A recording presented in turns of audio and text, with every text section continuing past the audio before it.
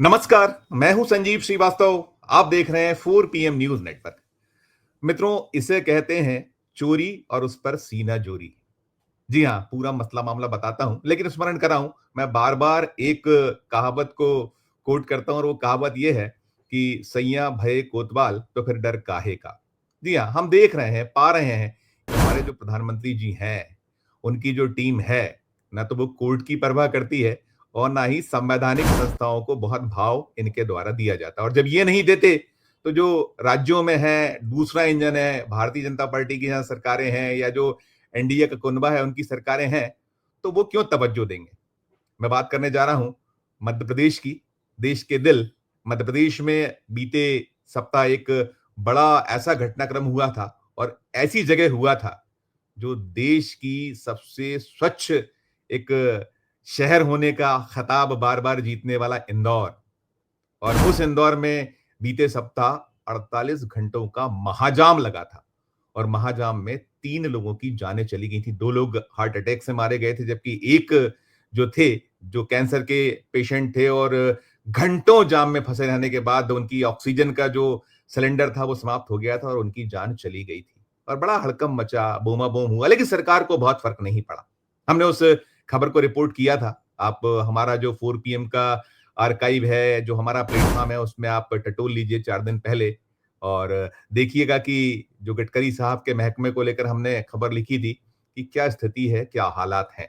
अब ये पूरा मामला कोर्ट पहुंचा हुआ है और कोर्ट में पहुंचने के बाद इसमें सोमवार यानी बीते हुए दिन एक पेशी हुई, जो याचिकाएं लगी हैं, जनहित याचिकाएं लगी हैं, तो बड़ा हैरत करने वाला जवाब जो नितिन गडकरी साहब का महकमा है, केंद्रीय जो सड़क परिवहन मंत्रालय है, और बड़ी वाहवाही लूटते हैं गडकरी साहब और मोदी सरकार बड़ी तारीफें करती है, पुल बांधती है कि हमने इतनी हजार लाख किलोमीटर सड़कें बना डाली हैं और ये है, इस तरह के पुल हैं, इस तरह की पुलियां हैं और इस तरीके के हाईवेज हैं, एक्सप्रेसवे हैं और क्या-क्या नहीं कहा जाता।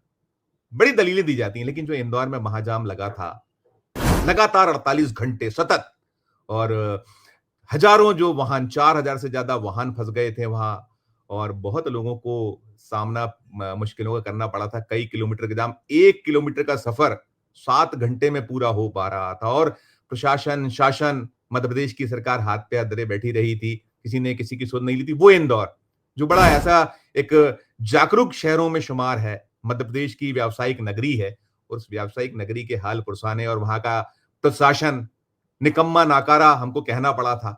कोई सुध लेने वाला नहीं था और बड़ा दबाव आया था, तो एक बैठक करके औपचारिकताएं की थी और खबर के और 12-14 घंटे बाद जाम खुल पाया था, लेकिन वहां जाम लगातार लग रहा है। और अब जी ये मामला कोर्ट में पहुंचा है, जैसे मैंने कहा कि क्या स्थिति है, सैयां भये कोतवाल तो डर काहे का जब मैं कह रहा हूं, या चोरी और सीनाजोरी की मैं बात कर रहा हूं, तो जो एनएचएआई है, ये जो इंदौर देवास बाईपास है, वहां इसको लेकर जब सुनवाई हुई और सुनवाई में जो एनएचएआई के वकील साहब प्रस्तुत हुए, तो उन्होंने बड़ा बेतुका सा तर्क दिया, बड़ा शर्मनाक सा वहां एक बात रखी अपने महकमे की ओर से। मुझे लगता है कि ये बेहद बेहद शर्मनाक तो है ही, साथ में ऐसे जो वकील हैं, मुझे लगता है उनकी वकालत जो है, अब उस पे कहीं बैन लगाने जैसी एक बात होनी चाहिए कि ये तर्क है आपका। वो ये क्या कह रहे हैं, सुनिएगा आप।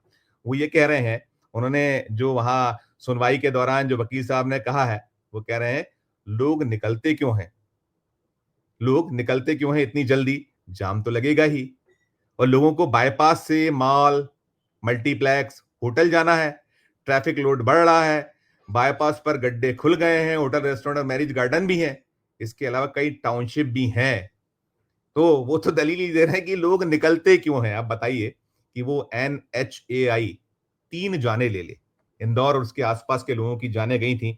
आपको स्मरण होगा, हमने उस खबर में अपनी दिखाया भी था, बताया भी था कि एक जो 62 वर्षीय शख्स थे, 62 वर्षीय शख्स जिनका नाम था, किसान थे, कमल पांचाल, वे अपनी बहन की 13वीं में जा रहे थे और जाम में फंसे, घंटों फंसे रहने के बाद जो स्थिति हुई, हालात बने, हार्ट अटैक आया और उनकी मृत्यु हो गई। वो जो 13वीं बहन की थी और खुद वो मौत का शिकार हो गए। अब उनका कहीं तीसरा और 13वीं का सिलसिला अब शुरू है, जारी है। उसके अलावा एक पीपलिया गांव था, जहां के गार्ड थे संदीप, पटेल 32 साल के थे, उनकी भी हार्ट अटैक से मृत्यु हो गई थी। फिर यहीं इंदौर से निकट लगे हुए एक शहर है शुजालपुर, उसके तिलावत गांव के कैंसर के पेशेंट थे बलराम पटेल, इनकी उम्र 55 साल थी और ये अस्पताल पहुंचना चाहते थे।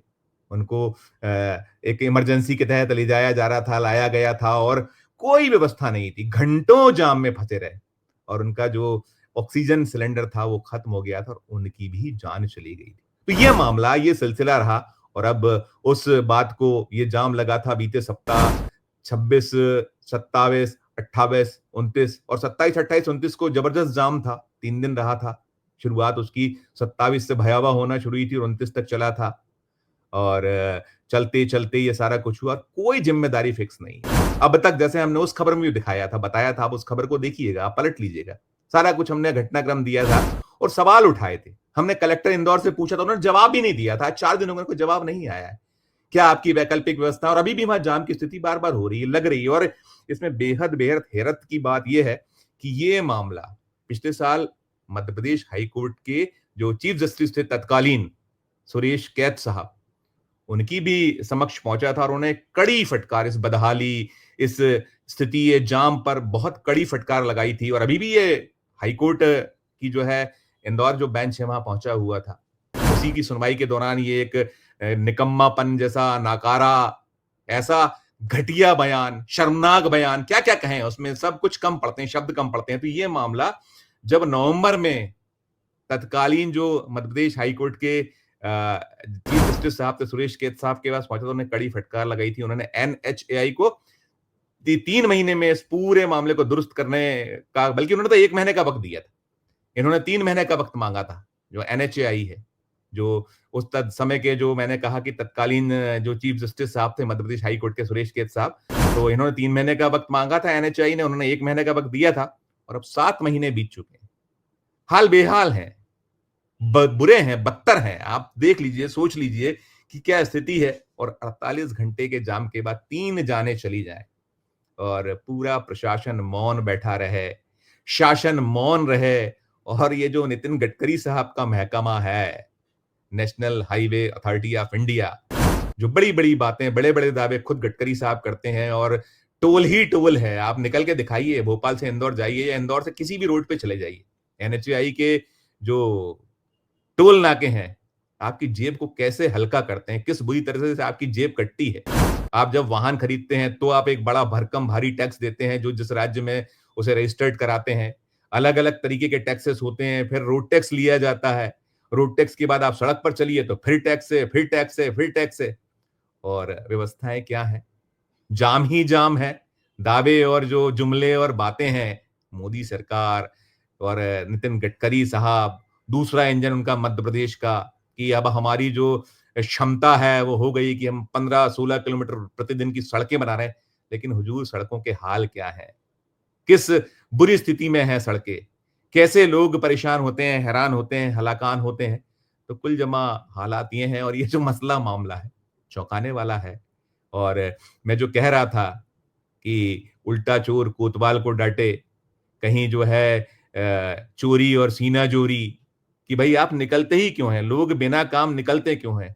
अब आपको शायद कुछ समय बाद ऐसा हो जाएगा कि आपको परमिट लेना पड़ेगा निकलने के लिए, जो अंदाज है एनएचएआई का कि उसकी सड़कों पर निकलना है, तो परमिट लीजिए, आवेदन लगाइए, सूचना दीजिए कि किस काम से जा रहे हैं, क्यों जा रहे हैं, किस तरफ जा रहे हैं, ये सड़क का उपयोग कर सकते हैं अथवा नहीं कर सकते हैं। क्या गज़ब, क्या एक शर्मनाक नज़ारा है, शर्मनाक बातें हैं। दिल को बहुत द्रवित करते हैं ये सारे के सारे मसले, मामले और कोर्ट भी कहीं जो है, देख लीजिए आपकी क्या स्थिति है, जिसमें मध्य प्रदेश हाई कोर्ट के चीफ जस्टिस तत्कालीन जो थे, वो निर्देशित कर जाएँ 1 माह में सुधारिए, ठीक करिए।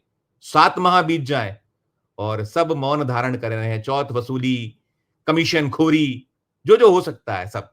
भ्रष्टाचार, अकंठ भ्रष्टाचार और क्या स्थिति हैं आपके पास समक्ष है। और ये जो पूरा मामला है मैंने आपके समक्ष रखा है, तो ये जो बेहद-बेहद गैर ज़िम्मेदाराना, बेहद-बेहद शर्मनाक जो एक एनएचएआई तर्क दे रहा है कोर्ट के समक्ष, मैं तो यही कहूँगा जो वहाँ के जस्टिस साहब हैं, अब वक़्त-वक़्त की कोई ज़रूरत नहीं है। टाँग दीजिए ऐसे लोगों को, जो चाहे वो एनएचएआई के अफ़सर हों या महकमा हो, राज्य की सरकार हो, जो ज़िम्मेदार है, लटका दीजिए उसे, मतलब लटकाने का आशय ये है कि एक ऐसी सख्त सजा दीजिए कि कांप उठें ये। इनको किसी की परवाह नहीं है, जान की कोई कीमत नहीं है। मैं बार-बार कहता हूं कि जो मोदी जी की सरकार है, उनका जो दूसरा इंजन है, यहां यदि कुछ बहुत बहुत महंगा है तो वो सब कुछ है, और सबसे सस्ता कुछ है तो वो जाने हैं।